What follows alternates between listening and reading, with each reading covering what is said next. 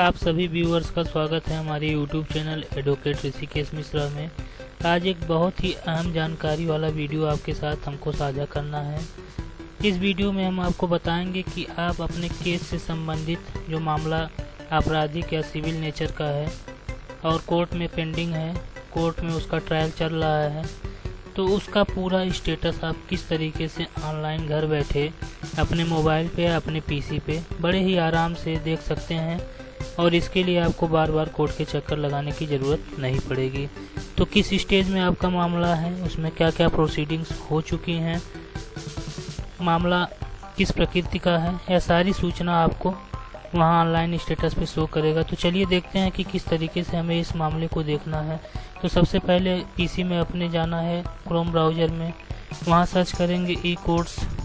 तो हमारे डिस्ट्रिक्ट संत कबीर नगर है। आपका जो भी ज़िला होगा आप अपना ज़िला सेलेक्ट करिएगा और हम यूपी के रहने वाले हैं तो हम यूपी में संत कबीर नगर ज़िला सेलेक्ट कर लेते हैं।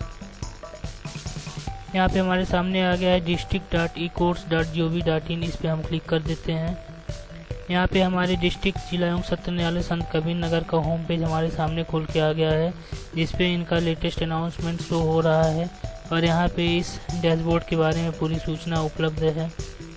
नीचे जो हमारे जजेज हैं उनकी डिटेल यहाँ पे दी हुई है। Shri Govind Mathur ji, chief justice high court Allahabad, और Mahfooz Ali ji, district and session court Sant Kabir नगर। तो अगर हमें इनके बारे में भी कोई जानकारी चाहिए तो इनके पे क्लिक करके हम इनका पूरा डिटेल यहाँ पे अपने सामने देख सकते हैं। जैसे हमारे डिस्ट्रिक्ट संत कबीर नगर के डिस्ट्रिक्ट एंड सेशन जज महफूज अली जी हैं, तो उनके पे क्लिक करके हम उनका पूरा आईडी नंबर, पिता का नाम, मूल निवास कहाँ का है, डेट ऑफ बर्थ, शैक्षिक योग्यता क्या है उनकी, ज्वाइनिंग कब हुई है, कैसे हुई है, वो पूरा स्टेटस हम यहाँ पर देख सकते हैं, कब कब उनकी ट्रेनिंग हुई है। इस तरीके से आप भी अपने ज़िले के जो न्यायाधीश हैं उनके बारे में जानकारी ले सकते हैं। तो चलिए हमारा जो मुद्दा है उस पर हम आते हैं। हमें मान लीजिए किसी केस का देखना है तो हम सर्विसेज पे आएंगे, वहाँ केस स्टेटस पे आएंगे। यहाँ पे हमारे पास 7 ऑप्शन यहाँ पे दिखाई पड़ रहे हैं, जिसमें से हमें कोई भी ऑप्शन की डिटेल यदि पता है तो हम पूरे केस का स्टेटस अपने देख सकते हैं। जैसे केस नंबर है, FIR नंबर है, पार्टी नेम यानी वादी प्रतिवादी में से किसी का नाम पता है तो आप उस नाम से भी अपने केस को सर्च कर सकते हैं। या एडवोकेट नेम, यदि आपको अपने अधिवक्ता का नाम पता है या आपका मामला जो भी वकील देख रहा है उसका नाम पता है तो आप उसका नाम डाल के भी अपने मामले की पूरी जानकारी ले सकते हैं। केस कोड क्या है, किस धारा के तहत मामला दर्ज हुआ है, उस धारा को भी डालने पे आपका मामला आपके सामने आ जाएगा। और केस टाइप में कौन सा केस है, सिविल है या क्रिमिनल है, उसको सेलेक्ट करके भी आप मामला देख सकते हैं। तो मान लीजिए हमारे पास इसमें से कोई भी सूचना नहीं, लेकिन हमें अपने अधिवक्ता का नाम पता है तो हम अपने अधिवक्ता के नाम से सर्च करते हैं यहाँ पे। तो अधिवक्ता वाले टैब पर क्लिक करने के बाद हमारे सामने पेज खुल के आ जाएगा। यहाँ पे आप कोर्ट कॉम्प्लेक्स में हम अपना कोर्ट सेलेक्ट कर लेंगे और एडवोकेट नेम में हम अपने एडवोकेट का नाम डाल लेते हैं।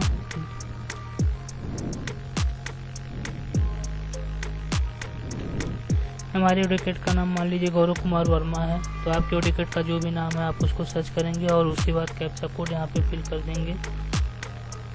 कैप्चा कोड फिल करते समय आप कैपिटल इस्तेमाल का ध्यान रखेंगे, वरना आपका कैप्चा मैच नहीं होगा और आप डिटेल खोल नहीं पाएंगे। चलिए हम देखते हैं क्या डिटेल यहाँ पे शो हो रहा है। तो हमारे अधिवक्ता गौरव कुमार वर्मा का नाम डालने पर डिस्ट्रिक्ट एंड सेशन कोर्ट में एक मामला दिखाई पड़ रहा है, CGM कोर्ट में 3 मामले दिखाई पड़ रहे हैं और फैमिली कोर्ट में 2 मामले दिखाई पड़ रहे हैं। तो इसमें से एक मामला हम उठा लेते हैं, देखते हैं उसका डिटेल किस प्रकार से हमारे सामने आता है।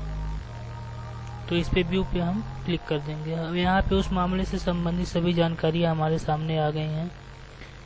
यहाँ पे केस टाइप क्रिमिनल मिसलिनियस है, फाइलिंग नंबर क्या है, रजिस्ट्रेशन नंबर क्या है यानी कब दाखिला हुआ था, CNR नंबर क्या है, फाइलिंग डेट किस डेट को फाइल हुआ था हमारा मामला।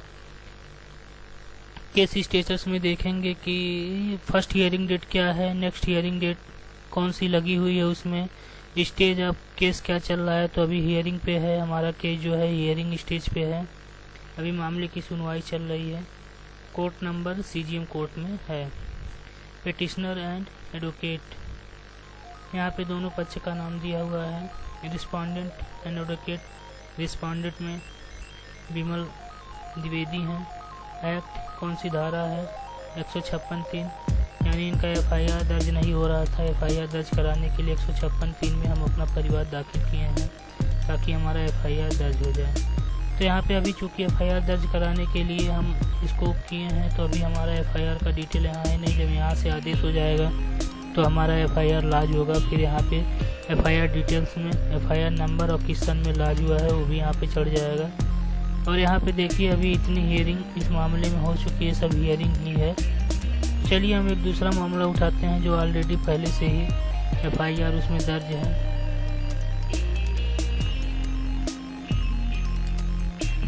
इसमें देखिए FIR डिटेल में दुधारा थाना है, FIR नंबर 9 है, सीरियल नंबर यानी 2020 में 9वें नंबर पर यह FIR दर्ज की गई थी और ये 155(2) के तहत मामला दर्ज है। 155(2) में हम NCR पे कार्रवाई विवेचना कराने के लिए कोर्ट से आदेश कराते हैं।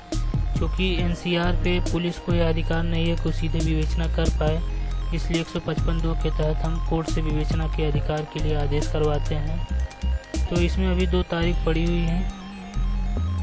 अब इसी सब जो इसमें से डिटेल है, इससे हम आगे की चीज़ें देख लेते हैं कि किस ऑप्शन में किस चीज़ का प्रयोग करके। जैसे केस नंबर है तो केस नंबर पे हम सेलेक्ट कर लेंगे। केस नंबर में हम अपना कोर्ट कॉम्प्लेक्स सेलेक्ट कर लेते हैं। केस टाइप में हम देख लेते हैं किस तरह का है, तो क्रिमिनल केस मान लीजिए है। केस नंबर, यहाँ से हम अपना केस नंबर, ये हमारा केस नंबर यहाँ पे दिया हुआ है। मिसलेनियस केसेस है, फाइलिंग नंबर है 3712। तो केस नंबर में हम अपना 3712 डाल के उसको सर्च कर सकते हैं। इस तरह से दूसरे ऑप्शन को हम देख लेते हैं कि उसमें क्या दिया हुआ है।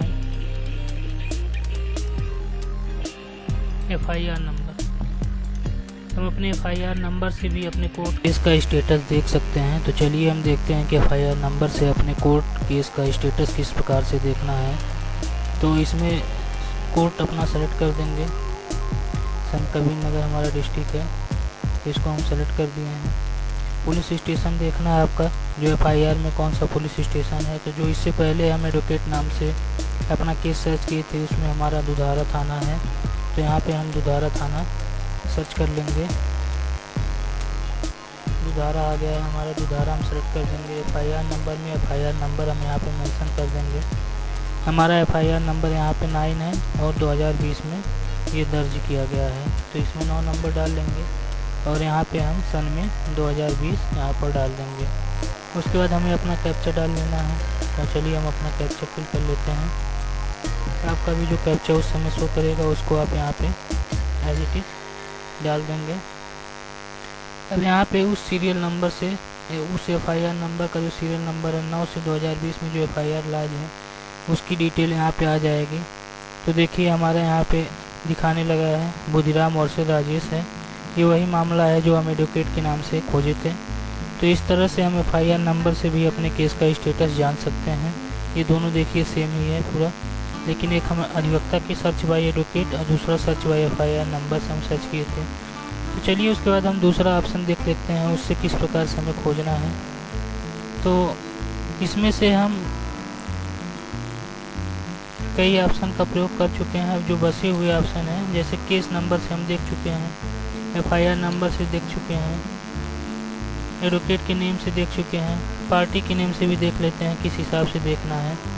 तो जो केस हम सर्च करके रखे हैं उसमें 2 पार्टी हैं।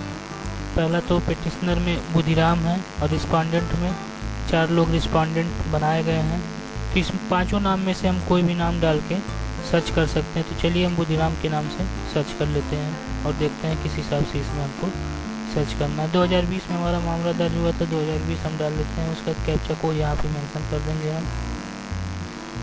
कैप्चा बहुत ही ध्यान से डालना है, जो इसमें कैपिटल और स्मॉल का विशेष ध्यान देना है, नहीं तो आपका कैप्चा मैच नहीं होगा और खुलेगा नहीं। कोर्ट कॉम्प्लेक्स हम सेलेक्ट कर लेंगे। अब देखते हैं यहाँ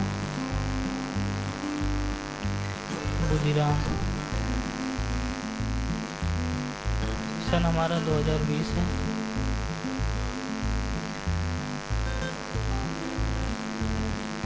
अब यहाँ पर भी देखिए बुधिराम और राजेश का यहाँ पे जो मामला है वो हम पार्टी नेम से सर्च करके देख सकते हैं। ये वही मामला है, पार्टी नेम से इसको हम सर्च किए हैं। यानी एक ही मामले को आप अपने डिटेल के अनुसार अलग अलग तरीके से सर्च कर सकते हैं। आपके पास इन जो विकल्प हैं 7 विकल्प दिए गए, इसमें से जिसकी भी जानकारी आपके पास उपलब्ध है उसका प्रयोग करते हुए आप मामले को सर्च कर सकते हैं। केस कोड में देखते हैं क्या है। केस कोड में जो फाइलिंग नंबर हमारा है, फाइलिंग नंबर देखिए यहाँ पे दिया हुआ है 37/12/2020। तो इसमें केस कोड में हम फाइलिंग नंबर से भी पता कर सकते हैं। फाइलिंग नंबर यहाँ डाल देंगे, यहाँ सन रहेगा। चलिए अगला देख लेते हैं कि अगले में किस प्रकार से एक्ट, यहाँ पे सर्च बाय एक्ट यानी किस धारा का मामला है उस धारा से हम यहाँ पे सर्च कर सकते हैं। अगर आपको पता नहीं है तो यहाँ पे धारा सर्च करके फिर उसको सिलेक्ट करके सब कुछ भरते हुए आप देख सकते हैं। चलिए जो अगला मामला बचा है केस टाइप से हम देख लेते हैं। अब यहाँ पे केस टाइप से थोड़ा लेंदी है, क्योंकि यहाँ पे उस टाइप से जितने भी मामले होंगे सब एक बार शो कर देंगे। जैसे मान लीजिए कि हमारा क्रिमिनल केस है, तो हम अपना क्रिमिनल केस यहाँ पे सेलेक्ट कर लेंगे। लेकिन उसमें जितने भी क्रिमिनल मामले उस समय दर्ज होंगे वो सारे हमारे सामने खुल के आ जाएंगे। तो इससे हमें अपना मामला खोजने में थोड़ा समय लग सकता है, लेकिन आपका मामला मिलेगा ज़रूर। चलिए हम देख लेते हैं क्रिमिनल केस से। यहाँ पे देखिए दिया है क्रिमिनल केस 2020 में हमारा मामला दर्ज है। 2020 हम डाल लेते हैं और अपना कैप्चा जो है उसको हम फिल कर लेते हैं।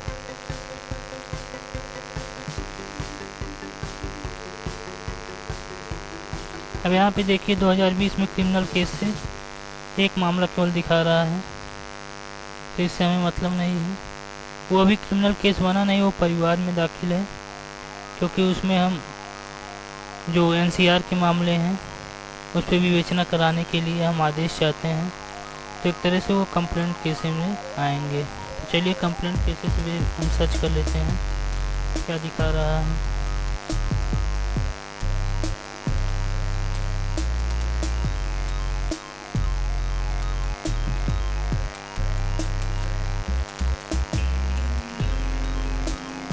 कंप्लेंट में भी नहीं है।